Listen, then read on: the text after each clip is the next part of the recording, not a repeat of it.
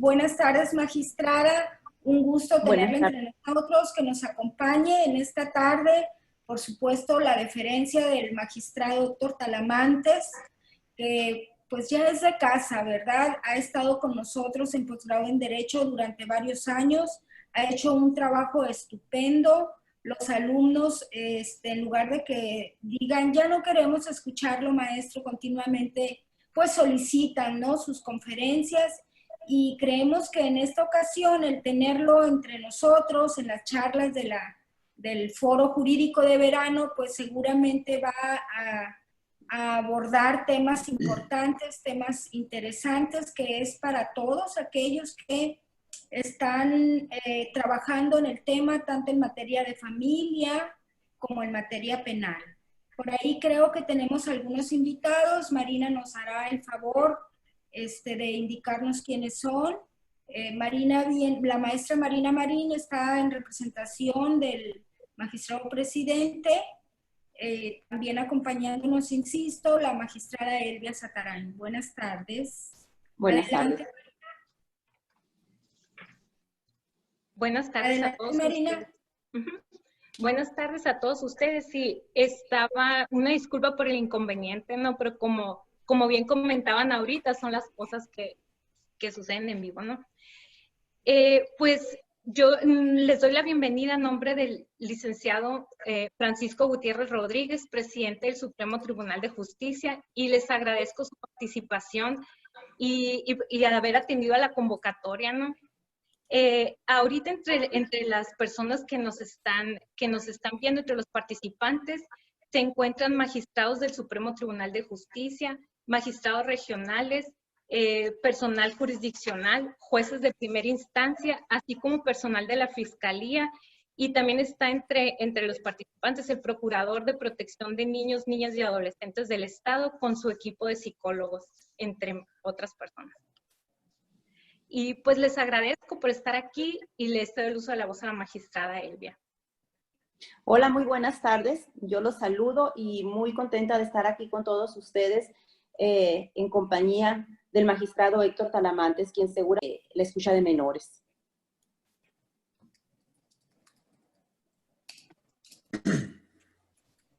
No sé si ya estaré listo.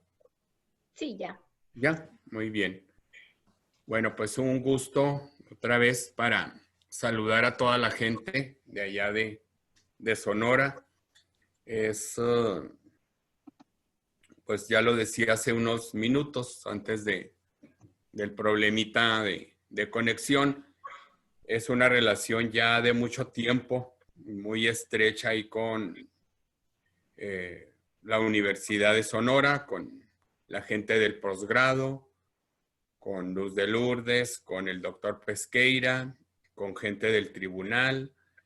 He estado por ahí en diciembre, por ahí anduve con ustedes en un curso que me invitó Luz, también ahí de justicia restaurativa. Tuve ahí alumnos internos del tribunal, externos. Me parece que les gustó ahí un poco la plática. He estado en la fiscalía. He estado en junio, allá en julio, dando clases en Caborca en julio. En Hermosillo estuve una vez como a 50 y tantos grados. Ya me moría, pero pues bueno, no me morí. Sí, ya libré aquella, pues se me hace que esta también. Compartirles una breve introducción del tema. Los testimonios de menores, víctimas y testigos en el sistema penal siempre ha sido complicado, siempre. En el sistema anterior y en el modelo acusatorio igual. Quizá en el sistema tradicional y años antes, como estamos muy centrados en el trabajo de adultos y en la valoración de cómo se revisan testimonios, informaciones, y estamos formados como adultos, tenemos una estructura mental de relacionarnos con adultos y de querer interpretar, o sea, herramientas hermenéuticas, directrices, parámetros, cómo nos expresamos los adultos. Entonces, desde toda mi experiencia como juez tradicional de muchos años y ahora en el modelo acusatorio, pues me he dado cuenta de que es un tema complicado. Todo lo que tiene que ver con las declaraciones de los niños, de las niñas, de los adolescentes que ingresan al sistema penal. Desde cómo son abordados en la etapa de investigación, cómo acuden ante el fiscal, ante la policía, ante los especialistas, médicos, psicólogos, todos los que tienen que ver con los menores, sobre todo víctimas primero. Entonces, el modelo acusatorio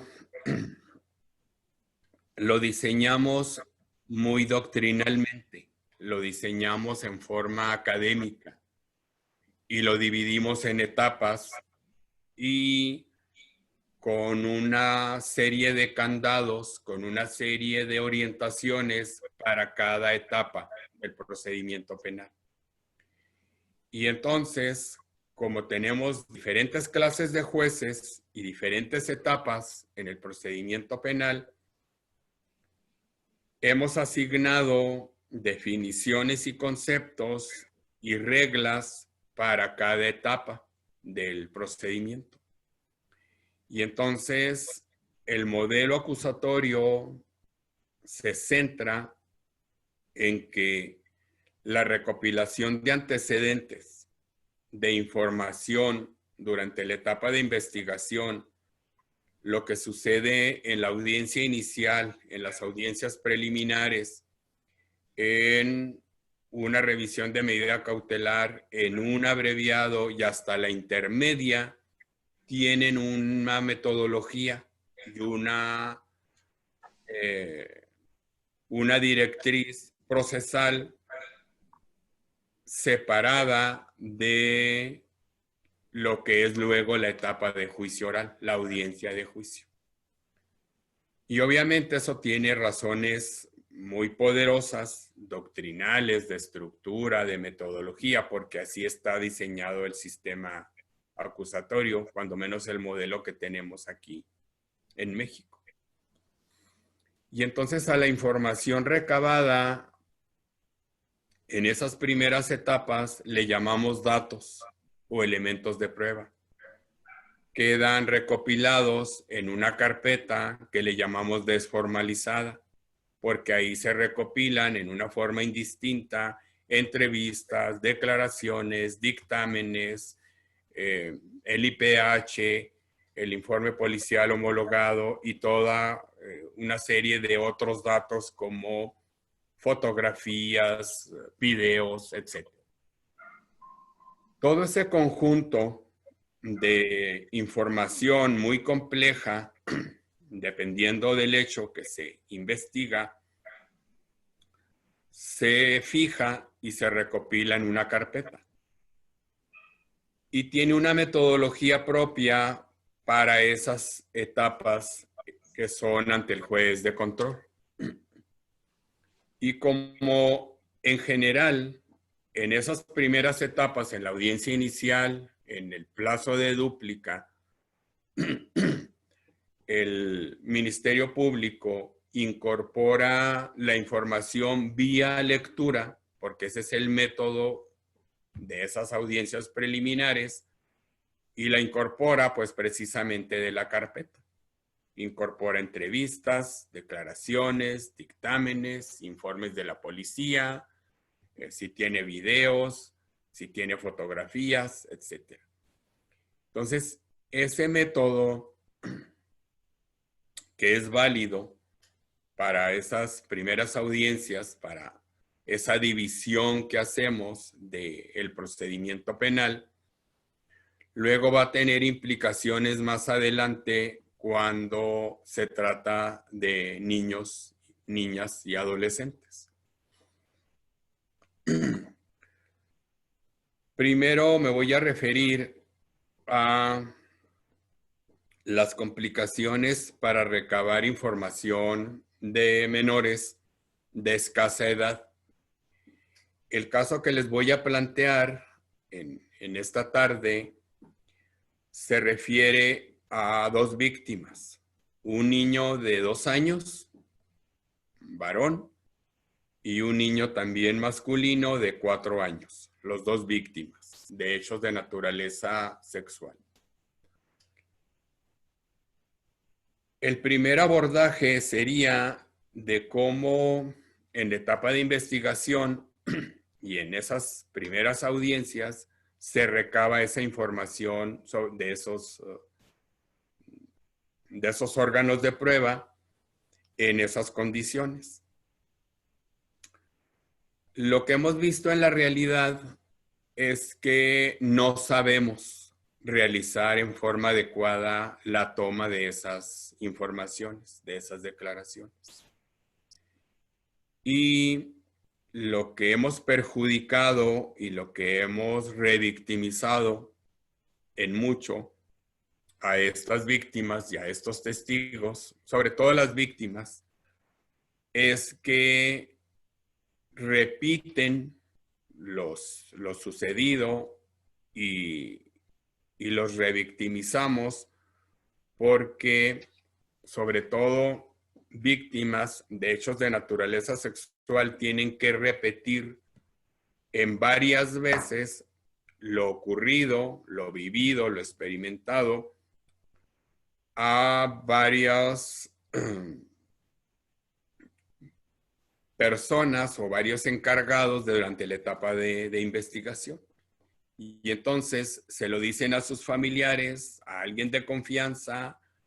Puede suceder que se lo digan primero a un familiar o a un maestro, luego a la policía, luego al MP, luego los entrevista el especialista forense, hombre o mujer, luego los psicólogos, y total es una infinidad de actuaciones de las víctimas en estas etapas de investigación. No es exactamente el tema que quiero abordar, pero sí quiero decirlo, porque eso va a influir en información que luego viene en la etapa de juicio. Creo que nos falta un diseño lo más adecuado para que los testigos menores o las víctimas, sobre todo menores, declaren las menos veces posibles ante los órganos de la investigación, ante la policía o ante el Ministerio Público y ante los expertos, médicos, psicólogos, etc. Pero ese es otro tema, el diseño de un solo modelo de declaración. Lo que tenemos en la realidad, aunque en algunos estados se avanza en un modelo único, videograbado, en una sala especial, nosotros ya tenemos aquí una sala especializada, ese sería otro tema que ya después, si gustan me invitan y ya hablo de la sala especializada para escuchar a víctimas en situaciones de vulnerabilidad y a testigos. Lo que quiero abordar de la forma más clara posible es que en la etapa de investigación, en las audiencias preliminares, en el abreviado, le otorgamos una calidad y una definición a esta clase de información que rinden los órganos de prueba y le llamamos datos o elementos de prueba que no tienen valor para la etapa de juicio. Entonces separamos en una forma tajante esas dos estructuras, esas dos etapas procesales, y para las audiencias preliminares, pues tiene valor los antecedentes de investigación, los elementos que se recopilaron y que, insisto, se incorporan de cierta manera fácil para escuchar y fácil para valorar, entre comillas fácil, pero porque es nada más la lectura que hace el fiscal de esos antecedentes al juez de control, con esos resuelve diferentes determinaciones durante esas etapas preliminares. Cuando los casos pasan a juicio oral de víctimas menores de escasa edad en estos asuntos de 2 años y de 4, la situación se complica enormemente. Sobre todo porque tienen que volver a declarar en la etapa de juicio. Por eso anticipaba la necesidad de un diseño para que los menores víctimas no vuelvan a declarar en forma personal, en forma directa, en la etapa de juicio. Pero el caso que tengo fue así. Sobre todo el niño de 4 años, pues tuvo que volver a declarar, vino a juicio oral, y luego yo conocí del recurso que se interpuso por la defensa en forma unitaria contra la sentencia dictada por la juez. La situación que prevalece es la siguiente. Aún con el protocolo emitido por la presidencia de la Corte y con ciertos estudios que hayamos tenido de la psicología del testimonio, de psicología infantil, en la realidad es muy difícil para la Fiscalía incorporar o desahogar las declaraciones de los menores víctimas y de menores testigos en la etapa de juicio. Porque los fiscales, aquí sí en el curso, si en esta clase virtual hay ministerios públicos, hay fiscales, saben que como ofertan sus medios de prueba, ya estamos en la etapa de juicio, y ustedes son los que ofertan las técnicas de interrogatorio también fijadas, muy taxativas, muy rígidas, del interrogatorio directo y del contraexamen, se aplican de una forma muy importante en la etapa de juicio. Y entonces el fiscal, el Ministerio Público, cuando va a desahogar la declaración de un menor de escasa edad, víctima de un hecho sexual o de un testigo, de un niño, tiene que hacer preguntas abiertas, porque esa es la técnica fijada por las reglas de litigación para el interrogatorio directo. Y un niño, imagínense de 2 años, o un niño de 4, con preguntas abiertas, porque así dice la técnica del interrogatorio directo, y los jueces también están como muy tasados de que esa es la regla, y no se puede salir el fiscal de esa manera, entonces la complicación es enorme, porque el desarrollo de personalidad del niño, víctima o niña, como testigo, su desarrollo cognitivo, su desarrollo emocional, que son las dos grandes campos que nos dice la psicología, sobre todo de niños.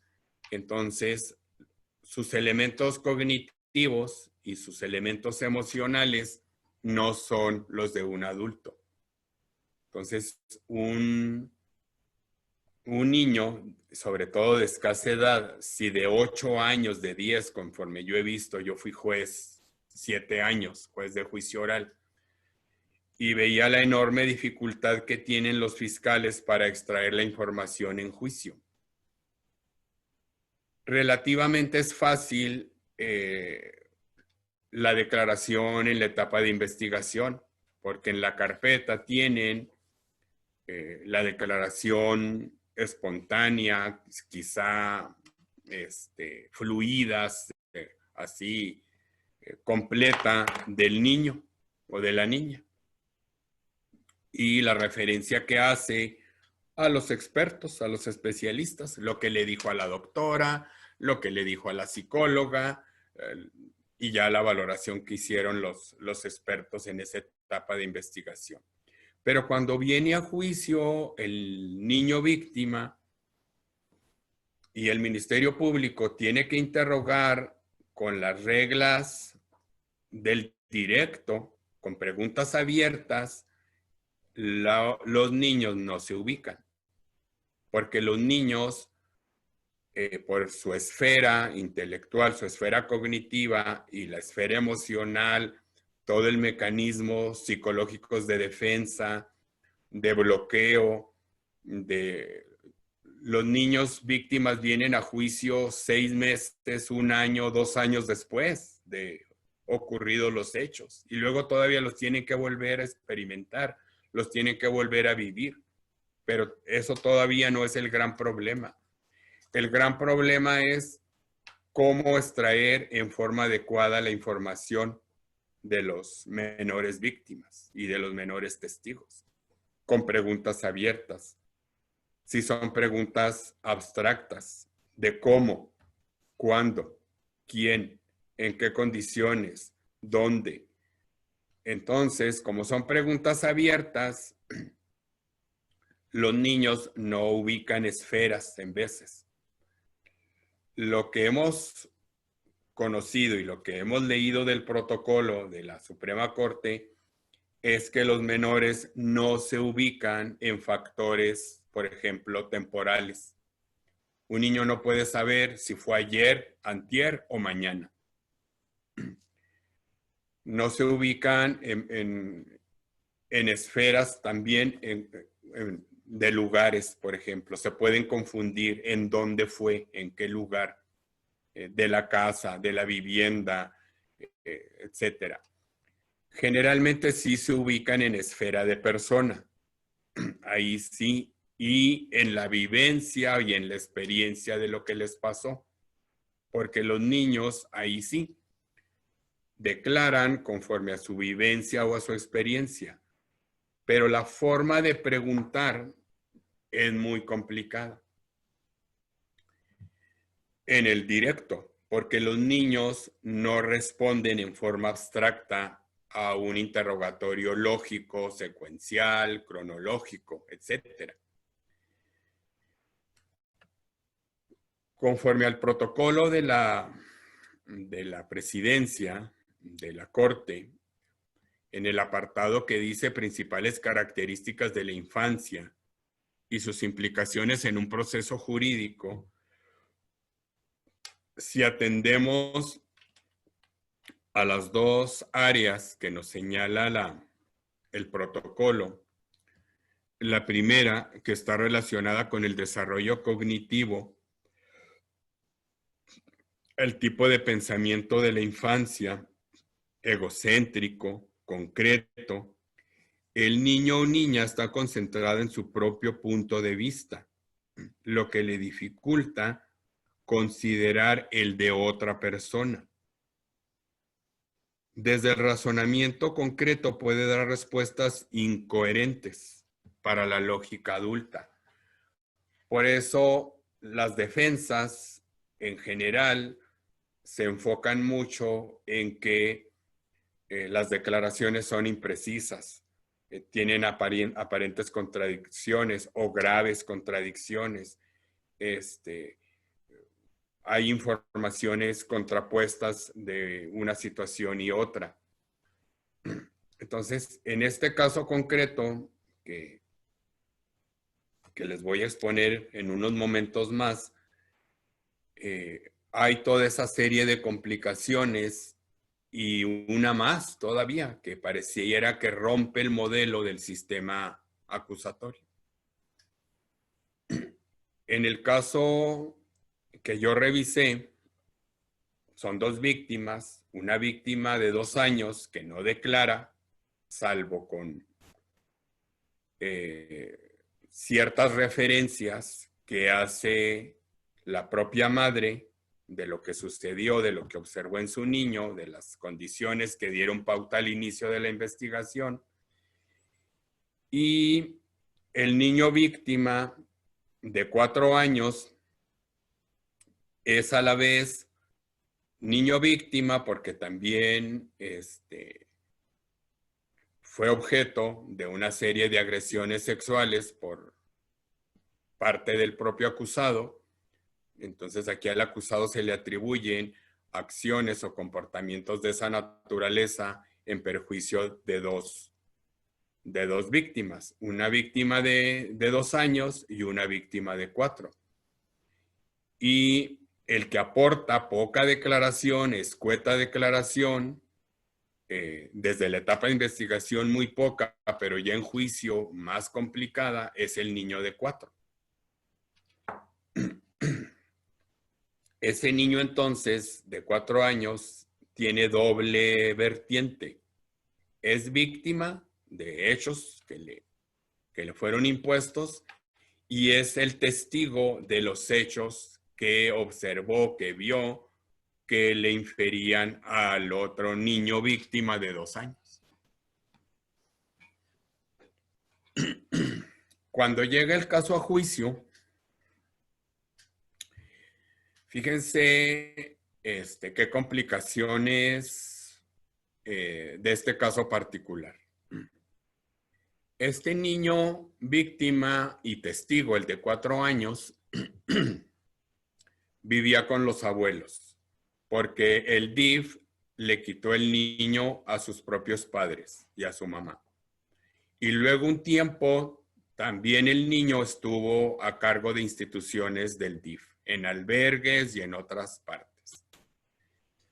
Finalmente, cuando ya se dan estos hechos, el niño víctima de 4, así le vamos a poner, el niño de 4 años, vive con sus abuelos. Y en esa casa hay mucha gente. Hay los abuelos, están hijos de la señora, o sea, tíos del niño víctima de 4 años, y hay al menos 2 o 3 acusados varones, no acusados. Hay 2 o 3 masculinos que viven ahí, van y vienen, entre ellos el acusado.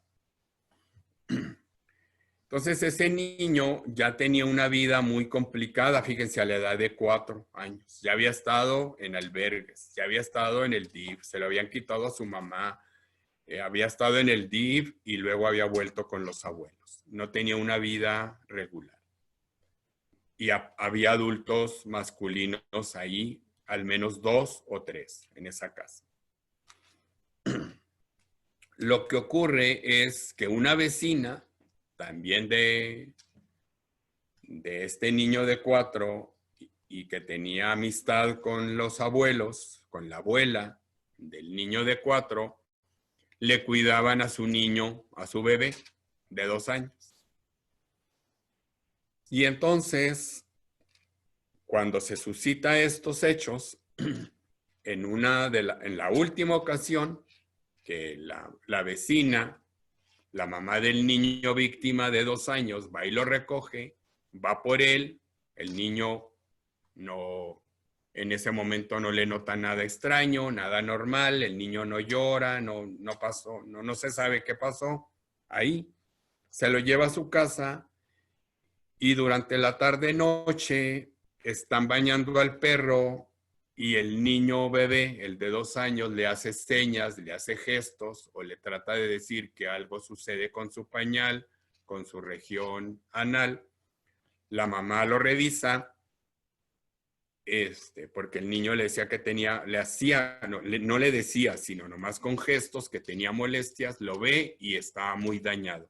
muy dañado. Tiene hasta tejido hemático, se asusta, pide ayuda, hay un policía vecino y van a la fiscalía. Y ya lo revisan y tiene daño en esa región. Pero lo único que se sabe es que lo cuidaban en la casa del vecino, donde le hacían el favor de cuidárselo. Obviamente, pues, atribuye que el hecho sucedió ahí, está muy reciente, es de reciente data. Y la policía, el Ministerio Público cita a los integrantes de esa familia y entre ellos va el niño de 4 años. Pero él nada más va, pues, como parte de la familia. Él no se sabe nada hasta ese momento. Llevan a declarar a la abuela, a todos los adultos, qué sucedió con el niño de 2 años, quién pudo ser el probable autor, porque el niño estuvo en esa casa, en ese espacio. Y entonces ahí ante el Ministerio Público, el niño de 4 revela que él también fue objeto de abusos por parte de la misma persona, señala quién es, un familiar, un tío, y dice lo que le pasó al bebé, al de 2. Ahí les dice que él vio cómo lo hizo en su lenguaje muy precario y qué pasó y a quién le atribuye el hecho. Más o menos esa es la situación fáctica que ocurre para iniciar el procedimiento penal contra el acusado, en ese tiempo imputado, por 2 hechos de esa naturaleza. Es de violación, no abusos, violación. Cuando el asunto sigue su camino procesal y viene a juicio oral, el niño de 4 años, como fue objeto de hechos de naturaleza sexual en esta casa, en el domicilio donde vivía con los abuelos, obviamente el Estado de nueva cuenta se los quita y está en custodia del DIF. Por alguna razón, como pasa mucho tiempo, logran otra vez la custodia y la logra la mamá o familiares del niño de 4 años. Entonces vuelve con los familiares que tenía. Entonces ha sido una serie de vaivenes y de dificultades de ese niño de 4 que ha ido y venido a diferentes domicilios y albergues y al sistema DIF y finalmente otra vez con sus familiares. Cuando es el momento de su desahogo de declaración en juicio, el niño de 4 años, que es víctima por sus hechos y es testigo de lo que se le sucedió al otro niño, ya no quiere declarar. Entonces, en la audiencia, en sala especial, como testimonio especial, el niño de 4 años está delante de la juez, con psicóloga, una psicóloga, y no sé si familiar o no, con una psicóloga, porque los familiares pues tenían ahí el problema de que se señalaba que en su propia casa había sucedido. Entonces, con psicóloga del DIF. Cuando le pregunta el fiscal, el MP, específicamente sobre lo sucedido, no declara. Se bloquea y no dice nada. Entonces, no informa, no reitera lo que había dicho en las etapas tempranas, en la entrevista y ante los especialistas y ante la doctora y ante todos los que lo tuvieron relación con él. Se bloquea y la juez solo hace saber ahí, bajo el principio de inmediación procesal, que el niño no contesta, que se agarra las manos, que está nervioso, que se abraza de la psicóloga, que aprieta los labios y no contesta las preguntas. Entonces, el fiscal hace uso de las técnicas de litigación, aunque en sí el niño no dice que no recuerda para hacer un apoyo de memoria, ni hay una aparente contradicción, porque aunque el niño en ocasiones dice no me hicieron nada, no me pasó nada, entonces el MP, mediante las técnicas de litigación, sobre todo pues de superar contradicción o de apoyo de memoria, extrae datos, extrae información de lo que ese niño había dicho en las etapas tempranas, en la etapa de investigación. ¿Qué le había sucedido al bebé de 2? ¿Qué le había sucedido a él? ¿Y quién? Sobre todo, ¿y dónde? O sea, circunstancias de lugar, de modo y ocasión, aunque obviamente de tiempo no, de factor temporal no se ubicaba. Y algunas imprecisiones, cambiaba palabras, un poco las palabras que se asentaron en su entrevista fueron otras, pero eran muy similares. O sea, el lenguaje era de contenido sexual. No decía exactamente las mismas palabras, pero el lenguaje era sexual. Sí se ubicaba en lo que le había pasado al bebé y a él, pero en las etapas tempranas. En juicio no quiso reiterar. O sea, no se retractó, pero no reiteró las afirmaciones. Entonces el MP, mediante apoyos, claro, ahí tuvo que leer la psicóloga, porque el niño no sabía leer tampoco, y tuvieron que extraer la información, pues, por vía de las técnicas de litigación, de lo que se asentó en la carpeta, de lo que venía ahí como antecedentes, de lo que el niño había dicho, de lo que le pasó, de cómo le habían impuesto la cópula en varias ocasiones y qué le había pasado al niño víctima de 2, bueno, se extrajo de esa manera, por vía de las técnicas de litigación y obviamente auxiliados con un adulto que leía la parte conducente de las entrevistas y las declaraciones. Eso es lo complicado de este caso. Y obvio que el resto de la información vino de la mamá, del niño víctima de 2 y los testigos de referencia.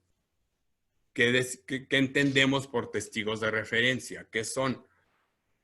Las informaciones o los datos que el niño víctima de 4 años le dijo a la doctora forense cuando lo examinó, cuando lo revisó, y le dijo lo que le había pasado y quién había sido, y lo que le dijo a las psicólogas cuando le hicieron las entrevistas, los informes preliminares y el dictamen ya propiamente con baterías y con todo, y también como en la anamnesis, en el relato que le hacen a los psicólogos y que ellos lo escuchan para valorarlo y para ver si es compatible o no con sus trastornos, con sus alteraciones. Luego, esos órganos de prueba, testigos de referencia, la doctora, las psicólogas, vinieron al juicio como testigos indirectos a decir lo que el niño de 4 años les había relatado de lo que le había pasado. Aquí hay un punto que sí hay que tener muy en cuenta. O sea, se trata de violación. Y entonces hay datos de agresión sexual. Hay datos de talante científico. En eso sí, ni la defensa lo puso en duda. La defensa fue objetiva y dijo, bueno, estos niños fueron agredidos, pero no por mi representado. La defensa, su punto toral, la juez condenó con la valoración que hizo de la información extraída vía técnicas de litigación mediante los ejercicios de apoyo de memoria y de superación de contradicción y con la información de los testigos de referencia, de la doctora forense y de las psicólogas y de la mamá del niño víctima de 2 años, porque ella escuchó, ella supo lo que dijo el niño de 4, porque cuando ya están en la fiscalía y ella está preguntando que si quién pudo ser el responsable de los hechos de su bebé, el niño de 4 dice quién fue, porque también se lo hizo a él. Y entonces revisan a ese niño de 4 ahí mismo y ven que tiene datos compatibles de data antigua, muchas laceraciones, varias compatibles con la imposición de la cópula. Y entonces la mamá del bebé de 2 también viene a juicio como testigo de referencia de que quien dio los datos y de lo que había pasado, cómo había sucedido, fue el niño de 4 años. Y sobre todo la atribución hacia el acusado, que era familiar directo del niño de 4. No sé si voy medio claro, medio bien, porque para que queden claros así como los puntos, para luego si quieren hacer algunas precisiones. Entonces la defensa, en juicio y en los agravios, lo que me alegaba, lo que me reclamaba es que la juez le había dado valor a información que no había sido desahogada en juicio, que lo extraído vía los ejercicios de técnicas de litigación, apoyos de memoria y superación de contradicciones con lo que se extrajo, lo que había dicho el niño de 4 años, lo que le había pasado a él y al bebé y quién había sido, no podía ser valorado. Y que tampoco podía ser valorado lo que los testigos de referencia decían que habían recibido del niño de 4 años. O sea, cuando la doctora revisa al niño y le encuentra los hallazgos al de 4 y le dice quién fue, pues el niño le dice quién, y cómo, y en dónde. Y le dice que al bebé también fue la misma persona y le dice también cómo sucedió. A las psicólogas les repite lo mismo. Ellas vienen a juicio como testigos de referencia. ¿Qué sucede en la sala, en la apelación aquí? Confirmo yo la decisión de la juez. Eso es lo que les quiero compartir. Yo soy conocedor del modelo acusatorio, incluso pues soy maestro, tengo ya experiencia, tengo tiempo. Y este fue uno de los primeros asuntos que estudié a profundidad, que sabía que tenía mucha complejidad y mucho problema para resolverlo. A la actualidad, el tribunal colegiado no se ha pronunciado, no ha resuelto el amparo directo de este caso que les estoy comentando. Y lo que yo resolví fue en este sentido. A la defensa le dije que en efecto, lo que son datos o elementos de prueba, lo que son los antecedentes de investigación, no pueden ser valorados en juicio, porque esa es la regla tajante de que todo lo que sea antecedentes, entrevistas, declaraciones que están en la carpeta, no sirven, no son útiles para ser valoradas en juicio. Y entonces lo que se extrajo vía los ejercicios de litigación, los datos que vía apoyos de memoria y ejercicios de superación de contradicción, eso sí fue lo que yo tomé como base para valorar. Entonces, con esa complejidad de este caso y de la valoración de la información como el niño de 4 años, niño víctima y testigo, en juicio no reiteró la información, sino se extrajo vía los ejercicios de litigación. No se repitió su declaración en la anterior, no. Vía ejercicios en cada momento cuando él negaba o cuando decía que no le pasó nada, esa porción que yo soy también incluso asesor y maestro de litigación y sé lo complicado que es porque no es una declaración, no es una información lo que se extrae vía las técnicas de litigación. Pero aún así, construí la resolución de sala con esa información, porque si no, no había manera de fijar la atribución hacia el acusado. La otra complicación es qué valoración merecen las referencias que hacen los especialistas, las doctoras, las psicólogas que escucharon al niño víctima en el momento también de la etapa de investigación, que escucharon qué le pasó, dónde sucedió y quién es el autor de esa agresión sexual. También valoré los testigos de referencia en cuanto a ese aspecto, en cuanto a esa situación. Y aquí en lo que yo más descansé es en los datos de carácter científico, porque los 2 niños víctimas ahí tenían datos irrefutables porque vinieron a juicio los médicos que revisaron a los 2 niños y dieron cuenta de todos los hallazgos de lo observado y que eran datos compatibles con penetración anal. Del niño de 2 años, de penetración de data reciente, y del niño de 4, de data antigua, es decir, pues mayores a 15 días.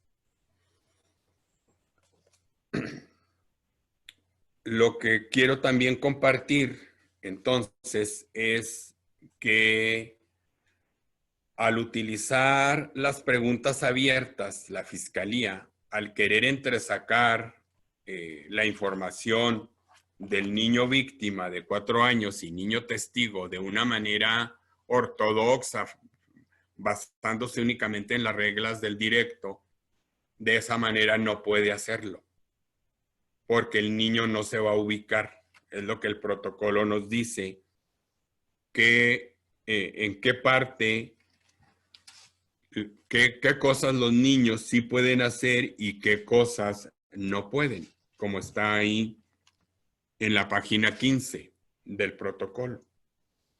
Entonces, los niños, y más de esta edad de 4, no pueden razonar con ideas abstractas. No pueden explicar lo que pasó en forma abstracta. No pueden describir variables de lugar, ubicación solo con palabras. Necesitan una vivencia, necesitan una experiencia, necesitan algo con que enlazarlo. Entonces, lo que yo recomendé a los fiscales, y se los recomiendo a los que estén escuchando esta clase, es que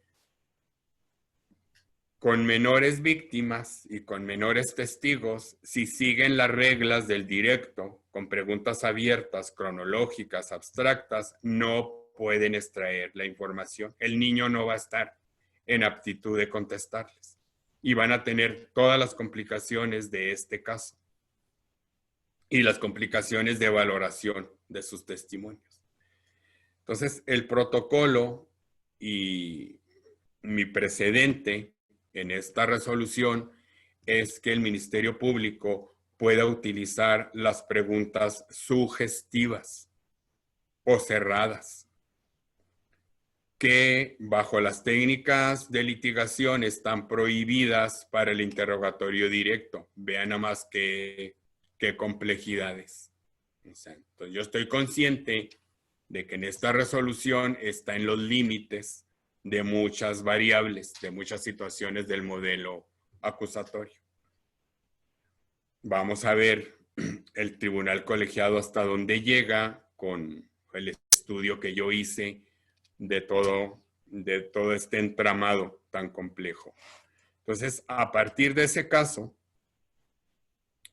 en la audiencia y con los ministerios públicos ahí presentes y la defensa, obviamente, lo que le sugerí como herramienta para poder entresacar la información en juicio es que debe utilizar estas reglas del protocolo. Tiene que saber el fiscal lo que los niños no están en capacidad de contestar, lo que esta regla dice, lo que no pueden hacer.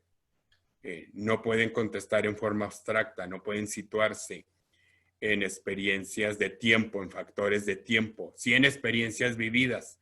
Entonces tienen que ir haciendo preguntas enlazadas a esta problemática. Y incluso los jueces de juicio oral van a tener también que cambiar su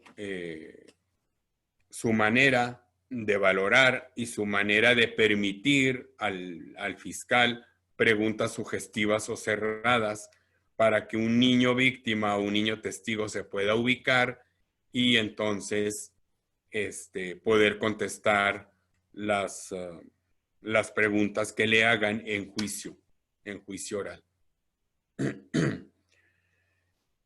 Se rompen las técnicas de litigación, se rompen las reglas, pero es que el sistema acusatorio y la etapa de juicio oral no pensó, no visualizaron las complicaciones del desahogo de los testimonios de menores víctimas y sobre todo de escasa edad.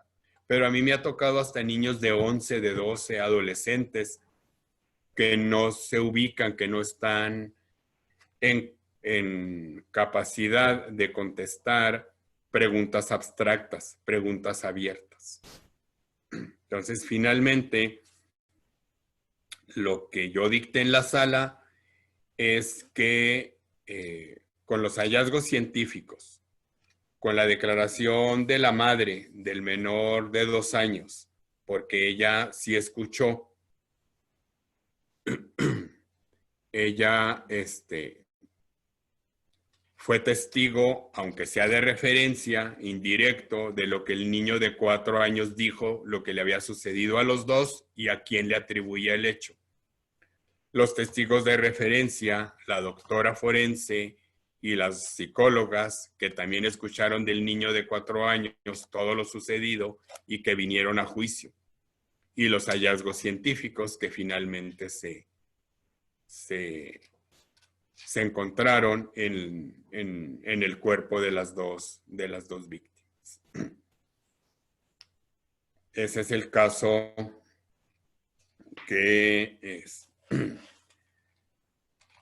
les quería plantear y con las implicaciones de la valoración de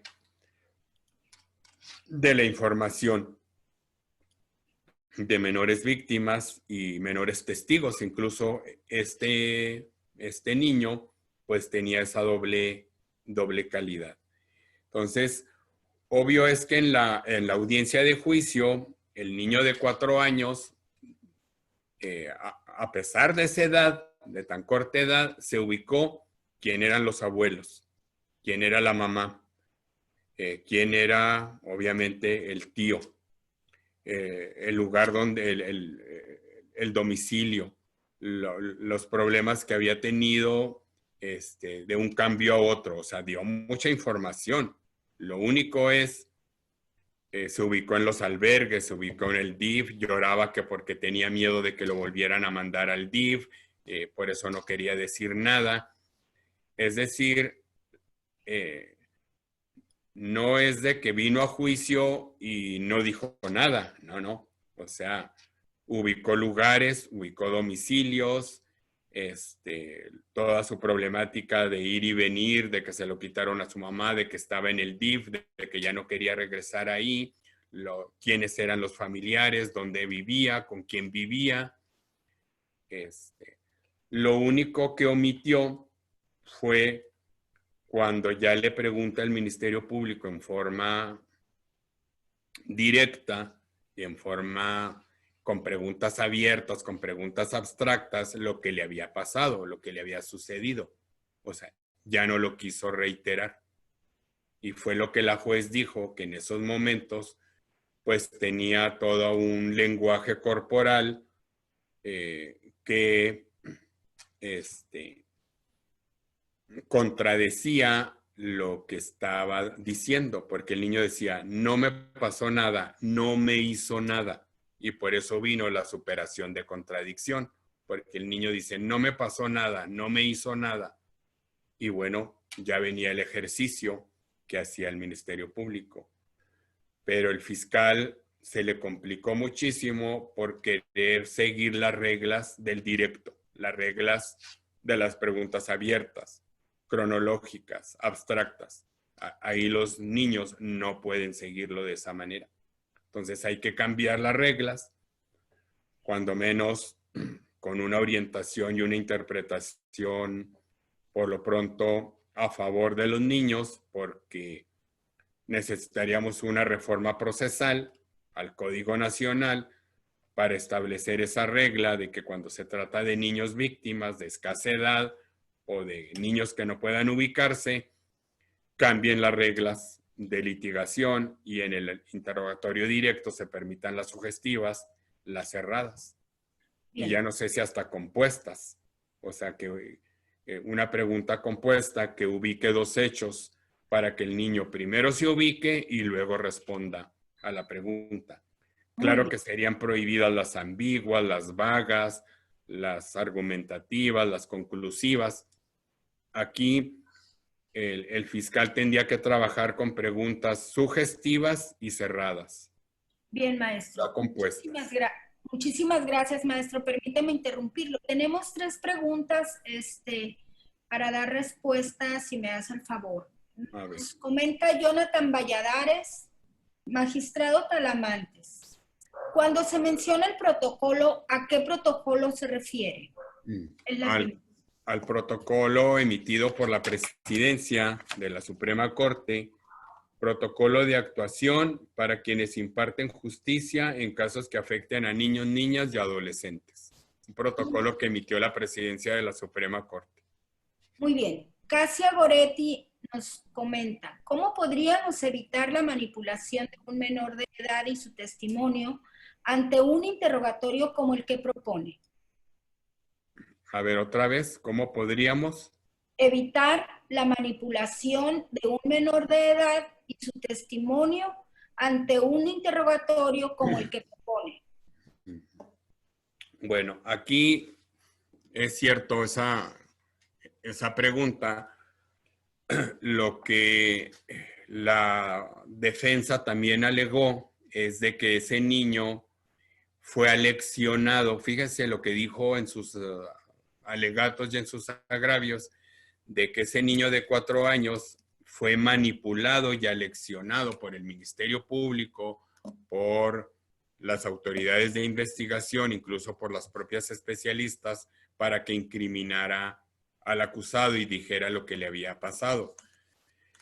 Aquí, a pesar de que se permitieran preguntas sugestivas o cerradas en el desahogo, como la defensa tiene también la carpeta de investigación y tiene las entrevistas y tiene los dictámenes y las declaraciones de ese niño rendidas en esas etapas tempranas, pues sabe que no puede manipularse porque esa información está en la carpeta. El problema es que el Ministerio Público no sabe cómo entresacar esa información porque es un niño de 4.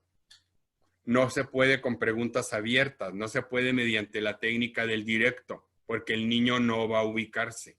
Entonces, tendremos que cambiar las técnicas de litigación y las técnicas de interrogar a un niño de 4 años, porque no vamos a poder hacerlo con las técnicas normales de un directo. ¿Cuál sería la otra? La tercera pregunta de Salvador Nájera Gutiérrez. Estimado maestro, ¿estima usted que este ejercicio se podría realizar para la recepción de la declaración de un menor de edad sin que importe el delito en estudio? Ah, sí. Es para cualquier niño, cualquier niña de escasa edad que tenga que ver con un procedimiento judicializado. Podría ser en un asunto de custodia, en un asunto familiar, en este asunto penal, podría ser en cualquiera de ellos. Muy bien. Ya nada más sí. un tema.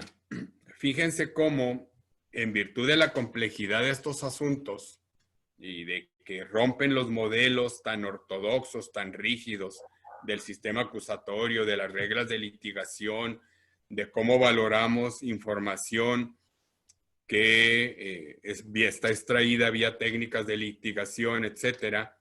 Yo sé que es como muy rápido esta clase, este tema, pero se me hace que va a dar pauta para irlo dividiendo, irlo seccionando y a lo mejor después hacemos apartaditos de cada tema para irlo abordando de mejor manera, más claro. Pero esto va a dar pauta a que se diseñen mecanismos tecnológicos, procesales, para poder extraer de la mejor manera y sin manipular y sin aleccionar a los testimonios de niños y de niñas de escasa edad, cuando sean testigos y cuando sean víctimas. Vamos a tener que hacer un diseño. Nosotros estamos ya con con dos, tenemos dos, pero pues con sus problemáticas procesales, sus complicaciones. Pero vamos a tener que avanzar en un diseño más adecuado sobre los testimonios de los menores. Bien, gracias maestro, muy completas sus respuestas. David Rascón nos dice, ¿cómo evitar la revictimización del menor con interrogatorios tan directos como los que usted propone? Bueno, pues como en este caso, ya les digo, si no tenemos otros mecanismos, si no hemos avanzado en el diseño procesal, tecnológico, en materia de menores, pues lo único que tenemos todavía es que vengan a juicio a declarar. Pero si los MPs y los operadores, los defensores, los jueces y los magistrados, ni siquiera estamos inmersos en estas ideas, en estas directrices de cómo piensan los niños, cómo tienen sus campos cognitivos, sus campos emocionales, cómo se ubican los niños. Ni siquiera sabemos esto porque no hemos estudiado el protocolo y porque no podemos diseñar otras opciones, pues no, o sea, no es que los revictimicemos. Imagínense, si no sabemos estas técnicas y estas ideas y estas orientaciones, pues más bien lo que hacemos es que los niños que vienen al sistema penal y con un ministerio público y con unos operadores y con unos jueces que no sabemos valorar en forma adecuada los testimonios de niños víctimas o de niños testigos, pues vamos a cometer una serie de injusticias y vamos a dar pauta a la impunidad de todos los acusados en hechos de esta naturaleza. Entonces, van a venir a declarar los niños y niñas, sí, pero bajo estas directrices. O sea, hay que estudiar estas orientaciones y aplicarlos de la mejor manera. Y si tenemos que hacer cambios legislativos y cambiar las reglas de litigación para estos casos, pues hay que hacerlo, hay que cambiarlo. Eso es lo que estoy yo opinando en esta charla. Sí, por supuesto. Muchas gracias. Javier nos pregunta, maestro, si un menor de edad no quiere rendir su declaración en juicio oral, ¿se pudiera presentar el testimonio previo al juicio y tener valor?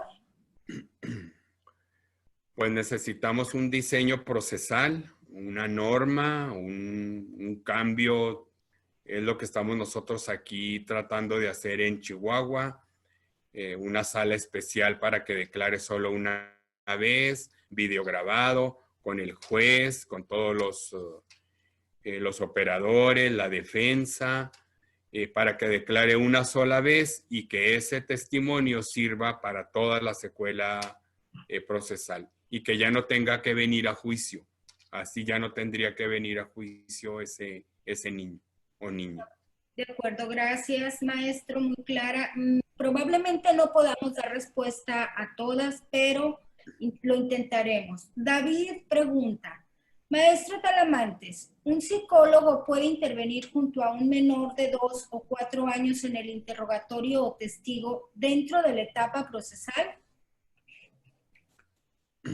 Bueno, lo que tenemos como diseño es que lo asista precisamente en la etapa de juicio, en la actuación que tiene delante del juez.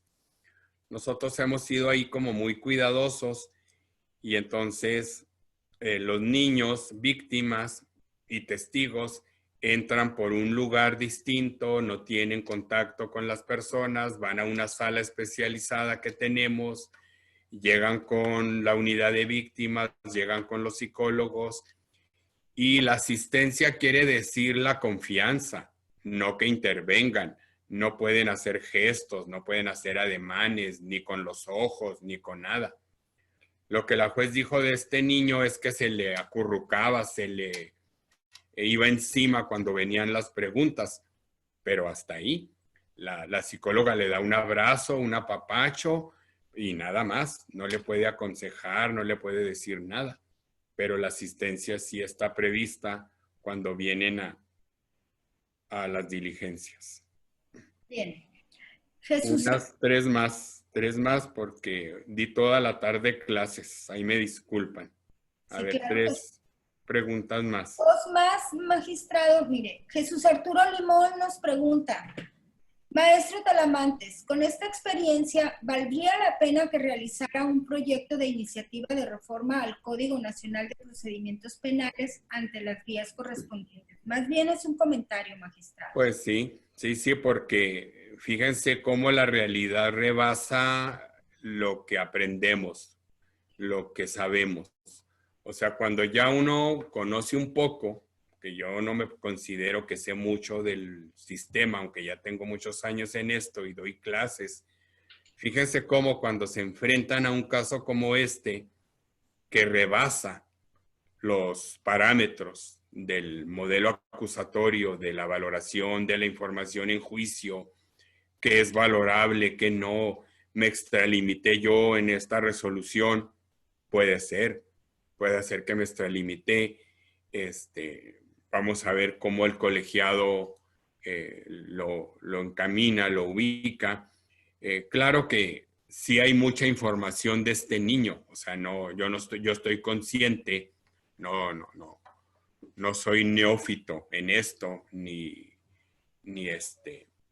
considero que cometí una grave violación a los intereses de la defensa y del acusado. Porque lo que hizo el niño víctima y niño testigo es que en juicio ubicó mucha información, ubicó su familia, ubicó su domicilio, todos los problemas del DIF, nombres, los familiares, entre ellos el acusado, el apodo que le dice, sabe quién es, pues es su tío, le daba papitas, le daba cosas, dice que lo quiere. O sea, aquí el punto álgido, el punto toral es cuando le preguntan al niño los hechos, así ya la agresión sexual es cuando el niño se bloquea, no quiere decir y se aferra a la psicóloga. se abraza de la psicóloga y sus manitas y todo. Y no se retracta, nada más no dice, no contesta la pregunta del MP. Bien. Por eso yo digo que hay que cambiar el modelo y entonces permitirle al MP que haga la pregunta sugestiva. A ver, tú dijiste que esto te pasó, que esto te hicieron, que así, y que se convierta en sugestiva. Quizás sí tendríamos, yo creo que no se necesita por lo pronto un cambio legislativo. O sea, es un cambio de hermenéutica, de interpretación. Si el propio protocolo nos dice cómo evaluar las declaraciones de los niños, bueno, pues nada más encausa de mejor manera y permítele al MP realizar preguntas de este tipo, muchas preguntas abiertas y bueno, ya cuando se complique, fíjense que en el Código Nacional, véanlo, todos jueces, litigantes, véanlo, hay una figura en el Código Nacional que se llama la figura del testigo hostil. Y el Código Nacional dice en esa regla que cuando el testigo es reticente, cuando es hostil, cuando no quiere contestar, cambia la regla del directo y entonces se permitirán las sugestivas. Entonces también yo lo dije aquí en la resolución, se me había olvidado, porque a mí me gusta así copiarle al doctor Pesqueira y dar las clases así de memoria, aunque yo no soy genio como él.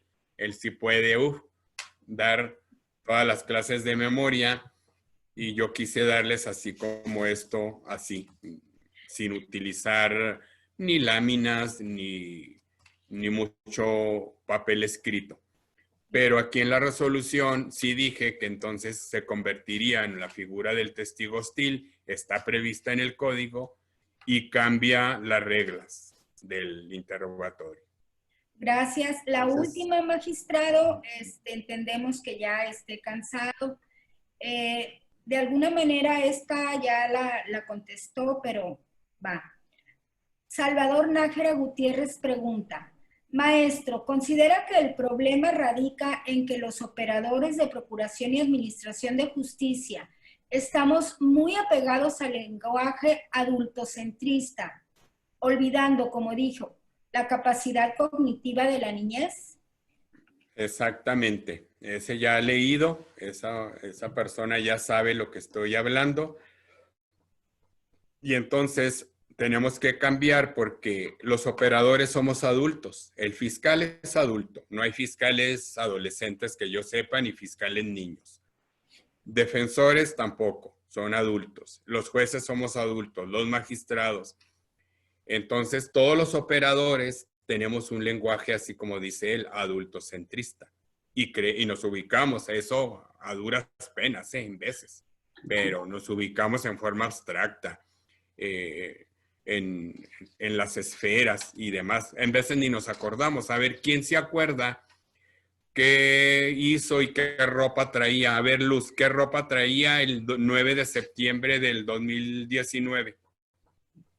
No, pues no lo sé, no me acuerdo. Y así le preguntamos a un niño en pregunta abierta y que se ubica en forma abstracta el 9 de septiembre. No, pues imagínese, ni nosotros. Entonces, ¿cómo hacer preguntas así tan abstractas, tan amplias a un niño? Claro. Entonces, no sabemos psicología infantil, no sabemos los elementos, las etapas cognitivas, la evolución, los bloqueos, la parte emocional, así los mecanismos, como dice, inconscientes, lo que dice el protocolo. Hay que aprender de los psicólogos, hay que aprender de los especialistas y que nos ayuden a manejar mejor estos casos tan complejos. Terribles, dificilísimos para resolver. Bien, pues muchísimas gracias, magistrado. Con esto concluimos su plática. Muy interesante, creo que el tiempo se hizo agua. Magistrada, si usted desea, por favor, hacer una pequeña síntesis, o más bien, perdón, una síntesis de lo charlado aquí por el magistrado antes de cerrar. Sí, claro que sí. Muchas gracias, Luz. Pues primeramente quiero comentar que sin duda alguna todos hemos disfrutado y aprendido mucho de esta conferencia magistral del maestro Talamantes. Muchas gracias, maestro. El caso que nos relató sin duda alguna es muy ilustrativo sobre este tema y es un tema que siempre ha sido importante, pero en especial en los últimos tiempos cobra relevancia porque, como sabemos todos, lamentablemente, los casos en que los niños se ven involucrados en cuestiones delictivas van en aumento, ¿no? Ya sea como víctimas o como testigos. Entonces, eso que mencionaba usted acerca de la vulnerabilidad de los niños, y que por lo tanto requiere de formas, de técnicas adecuadas para extraer esa información que ellos tienen, pero que no fácilmente podemos obtenerla, incluso todavía con el peligro de que nosotros lo llevemos a una victimización secundaria. Y es algo que no queremos como tribunales, porque lo que menos queremos es agravar la situación del menor. Sin embargo, lo hacemos al no observar esos protocolos existentes, pero además porque muchas veces nuestra actitud como adultos no nos permite generar en el menor ese ambiente de confianza, ese ambiente de serenidad para él, de tal manera que nosotros nos ubiquemos a su nivel, ya sea un niño de 4 años, de 5 años, en un adolescente, hablándole de forma sencilla, siendo agradables para ellos en nuestro trato, y que ellos de esa manera puedan decirnos esa información y que esa información finalmente también el resultado que dé de ello surja esa compatibilidad que debe de haber entre dos principios que están arraigados constitucionalmente, ¿no? Que son el principio del interés superior del menor y el derecho a una adecuada defensa. Eso, pues, no es nada fácil, ¿verdad? Lo sabemos todos los que estamos involucrados en esta situación. Yo siempre he pensado que los operadores jurídicos debemos de ser especialmente sensibles en este tema, por todo lo que le comenté hace un momento, y que el entorno, el lugar, la actitud, como decía ahorita, tiene una trascendencia enorme en toda esta cuestión respecto a la valorización de las pruebas, porque si no, sabemos exactamente qué es lo que ocurre al final de un juicio.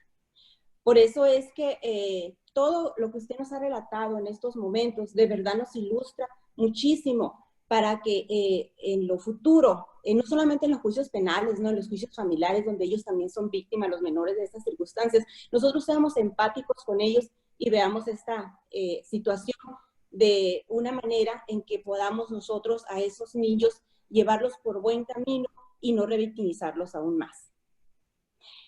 Yo le quiero agradecer enormemente, maestro, su participación con nosotros, de que haya compartido su tiempo, su experiencia, sus conocimientos con la comunidad académica y jurídica de Sonora. Es un gusto. Y a través de la familia. Ya le había dicho a Luz que ya extraño Sonora. Sí. La carne y las costillas. ¿Sí?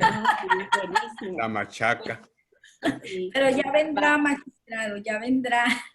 Oiga, la avena del Santiago. Riquísima la avena. Entonces, pues va para ya usted, vendrán los tiempos. Hay que cuidarnos primero para durar, para llegar. Va para usted todo nuestro respeto y nuestra admiración.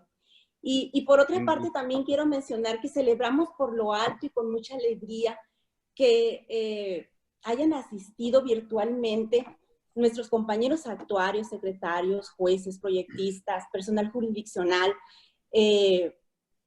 porque a raíz precisamente de esta pandemia que nos ha obligado a usar más estas herramientas, esta tecnología, pues hemos apreciado, ¿no? La oportunidad que nos brinda estas plataformas para llegar más lejos y con más personas, y definitivamente yo creo que de aquí en adelante tenemos nosotros que orientarnos a repensar los paradigmas que tenemos actuales respecto a la comunicación, respecto a la forma en cómo nos comunicamos, y estoy hablando de capacitación y educación.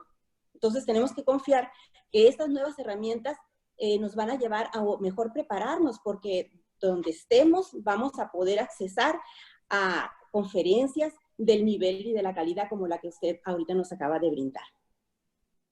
Bueno, se quedaron pues obviamente cuestiones pendientes, pero ya habrá otra oportunidad. Sí. Mucho gusto. Y por último, pero no menos importante, quiero agradecer también, Luz, a la División de Ciencias Sociales, a la Coordinación del Posgrado de Derecho, en nombre del Pleno del Supremo Tribunal, por la amable invitación que nos hacen para participar en este Foro Jurídico Primavera 2020. Muchas gracias a todos, muchas gracias, maestro, y esta es su casa.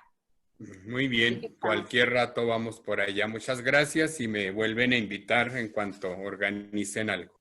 Claro que sí. Claro que sí, Sí, todavía no nos despedimos, magistrado, porque vamos a hacer algunos avisos parroquiales como es costumbre. Bueno. Número 1. Todavía no, magistrado. Todavía no. Bueno. Bien. Lo que tengo que decirles a los asistentes, a los participantes, es que hubo muchísima respuesta, gracias. Sin embargo, va lo siguiente. Los correos electrónicos se escriben con minúscula y sin acento. ¿Por qué digo esto? Porque tuvimos dificultades para mandarles en tiempo la liga porque se nos regresaban. Entonces es importante tomar en cuenta pues esta situación sin mayúsculas y sin acentos, por favor, para que salga más rápido, ¿no?